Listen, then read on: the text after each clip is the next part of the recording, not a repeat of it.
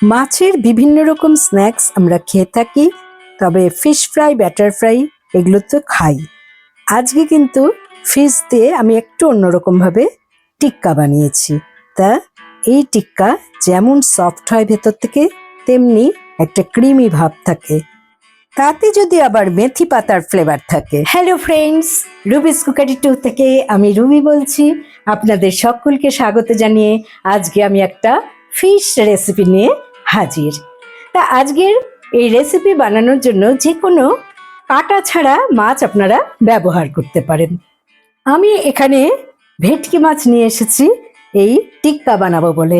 তা ফিলেটগুলোকে একটু বড় বড় করে কেটে নিচ্ছি। আমি এবারে এগুলোকে এক সাইজ করে কেটে নেব। মোটামুটি 2 ইঞ্চি কিউব আকারে কেটে নিচ্ছি, আর পাশের অসমান জায়গাগুলোকে আমি ছেটে বাদ দিচ্ছি। এগুলো অন্য সময় কাজে লাগবে।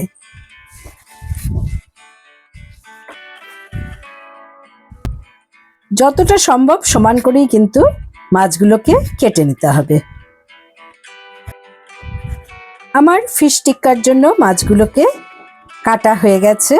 এই দেখুন, মাছগুলোকে এবারে ম্যারিনেট করে নিতে হবে। কিন্তু তার আগে আমি 2 টেবিল স্পুন বেসন আর 2 টেবিল স্পুনের মতো লেবুর রস দিয়ে দিলাম। ভালো করে মেখে নিচ্ছি।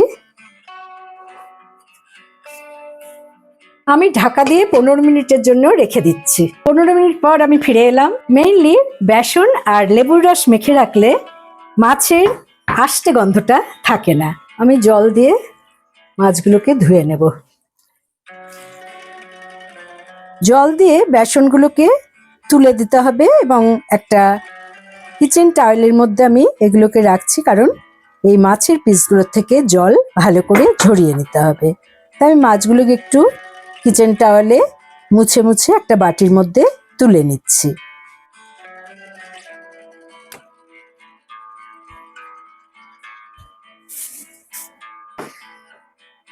এই মাছটাকে আমার দুবার ম্যারিনেট করে নিতে হবে। তা ফার্স্ট ম্যারিনেটে আমি দিয়ে দিচ্ছি 1 টেবিল স্পুনের মতো লেবুর রস বা ভিনেগারও আপনারা দিতে পারেন। 1/4 টিস্পুন আমি রেড চিলি পাউডার দিয়ে দিচ্ছি। স্বাদ মতো লবণ। সবকিছু ভালো করে মিশিয়ে নিতে হবে। আধ ঘন্টার জন্য ঢাকা দিয়ে রেখে দিলাম। এবারে আমি একটা পেস্ট বানিয়ে নেব। নিয়েছি কিছু পুদিনা পাতা, 1 ইঞ্চি আদা, 7-8 কোয়া রসুন আর 1 table spoon kasuri methi. Paste বানানোর জন্য আমি 10-12টা পুদিনা পাতা এখানে নিয়ে নিচ্ছি। পাতাগুলো আগে থেকেই ধুয়ে নিয়েছি। দিলাম 1 ইঞ্চি পরিমাণ আদা, 7-8 কোয়া রসুন আর কসুরি মেথি 1 টেবিল স্পুন। সামান্য একটু জল অ্যাড করে আমি একটা পেস্ট বানিয়ে নিলাম। ফার্স্ট ম্যারিনেটে আমার এই মাছটা আধ ঘন্টা ছিল। এবারে আমি এই পেস্টটা এর সাথে মিশিয়ে নেব।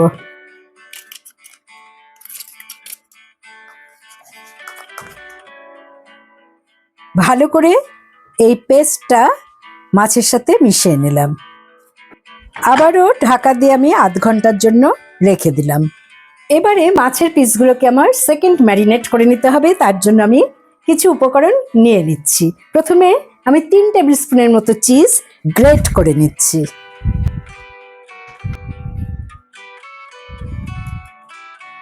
ফিশ টিক্কার কোট করে নেওয়ার জন্য আমি নিয়েছি 1/4 কাপ ক্রিম। ক্রিমটা একটু ঘন হলেই ভালো হয়। আমি টক দই আধ ঘন্টা এরকম চালনির মধ্যে রেখে দেওয়ার পর জল ঝরানো টক দই আমি 1/4 কাপ দিয়ে দিলাম। 3 টেবিল স্পুন গ্রেট করে নেওয়া চিজ দিয়ে দিচ্ছি। 2 টেবিল স্পুন কর্নফ্লাওয়ার দিয়ে দিলাম। আমি 3টে লবঙ্গ গুঁড়ো করে নিয়েছি। 1/2 টিস্পুন এলাচ গুঁড়ো দিলাম। স্বাদ মতো লবণ। 1 টিস্পুন কাশ্মীরি লাল লঙ্কার গুঁড়ো। সবকিছু ভালো করে মিশিয়ে নিচ্ছি। একটা ঘন পেস্ট বানিয়ে নিচ্ছি, যেটা নাকি সেকেন্ড ম্যারিনেটে আমার কোট করতে সুবিধা হবে। এবারে আমি 15 মিনিট পর প্রথম পেস্ট মাখানো মাছগুলো দিয়ে দিলাম, আর হাতের সাহায্যে ভালো করে কোট করে নিতে হবে। এইভাবে কোট করে সেকেন্ড ম্যারিনেশনে ঢাকা দিয়ে আপনারা 1 থেকে 2 ঘন্টা এটাকে ম্যারিনেটে রেখে দিতে পারেন। আমার 1 ঘন্টা মাছটা ম্যারিনেটে আছে। এর মধ্যে আমি কিছু সবজি রসুন আর বাটার দিয়ে ভেজে নেব।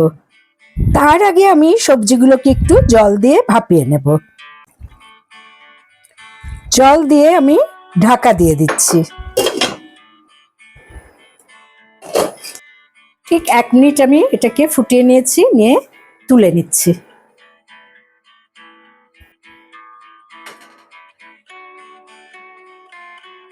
দিলাম 1 টেবিল স্পুন বাটার।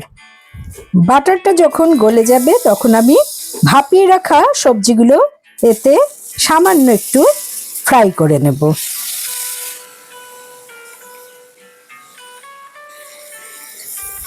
যেহেতু ভাপানো আছে, খুব বেশি ভাজতে হবে না, সামান্য আলতো আলতোভাবে এটাকে নেড়ে নিতে হবে।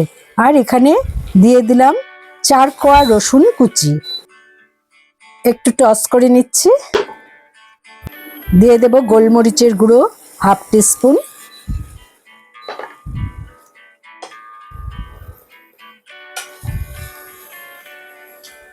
সবশেষে সামান্য নুন এতে অ্যাড করে নিলাম। আমি একটা প্লেটে এটা সাজিয়ে রাখছি। আমি ব্রেড ক্রাম্ব নিয়ে নিয়েছি 1 কাপের মতো।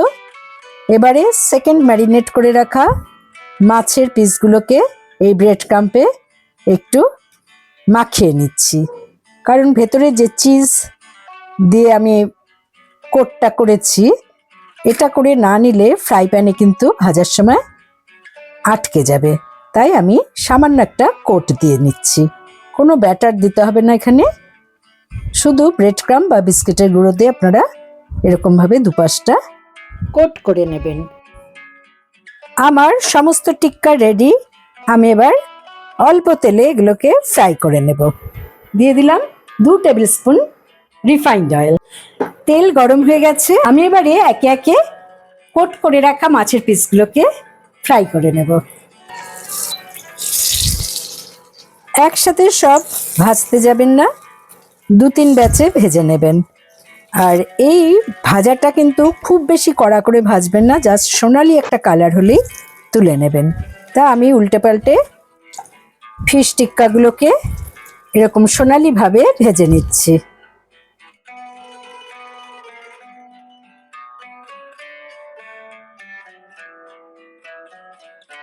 প্রথম ব্যাচের টিক্কা আমার রেডি। তো দেরি না করে বাড়িতে অনায়াসে বানিয়ে নিতে পারেন এভাবে মেথি ফিশ টিক্কা। অসাধারণ স্বাদের এই টিক্কা, একবার খেলে বারবার খেতে ইচ্ছা করবে। তাহলে বন্ধুরা, আশা করি আপনাদের আজকের রেসিপি ভালো লেগেছে। ভালো লাগলে অবশ্যই আমার চ্যানেলে লাইক করুন, কমেন্ট করুন, শেয়ার করুন। নতুন বন্ধুদের সাবস্ক্রাইব করার অনুরোধ রইল। পাশে বেল বোতামে অবশ্যই ক্লিক করতে ভুলবেন না, তাতে যখনই কোনো নতুন রেসিপি আমি পোস্ট করব তার নোটিফিকেশন সবার আগে আপনার কাছে পৌঁছে যাবে।